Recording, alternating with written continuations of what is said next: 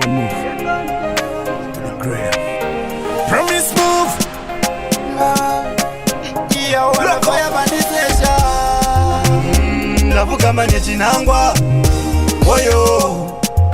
Pese pachazwa ndini ndonangwa. Sonitemesa msoro. Ndauya nempundu kwa muhuri ini ndine mpundu kuti muna mato wangu baba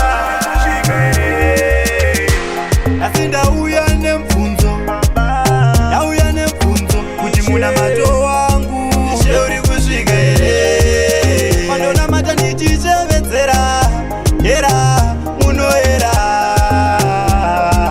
Sheuri kusvika ere Champane mnyama Ndozvikundirwisa sosama Shungu dzangu ndoda pfuma saupama Ndaneuka nemhere ndiriwe kungopama Kuchikoro ndakaenda ndakazama Pandaishandira school fees kuwalapa Matambudziko seglue waita kundinama Ndo zvimwe zvaita nhasi ndiko kwadama Nhasi ndauya nemfunzo Ndauya nemfunzo Kuti muna mato wangu Sheuri kusvika ere Mandona mata ndichichevedzera Era munoera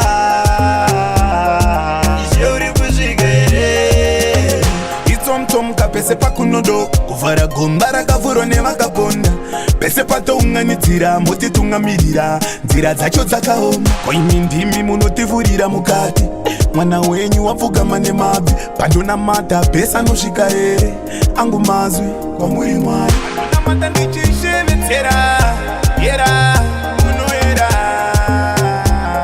ndichiuri kusvika here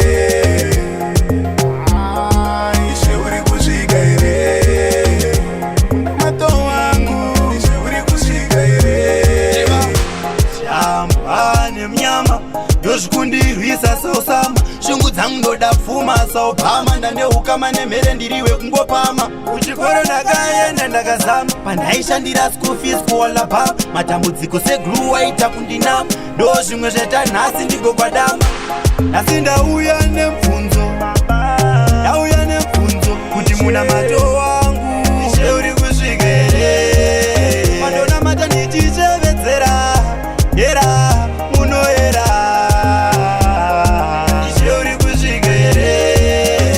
Itomtomka pese pakunodo kuvhara gomba rakavhurwa nevakagonda pese patounganidzira motitungamiririra nzira dzacho dzakaoma koimi ndimi munotivhurira mukati mwana wenyu wapfugama nemabvi pandonamata pese anosvika here angu mazwi kwamuri mwari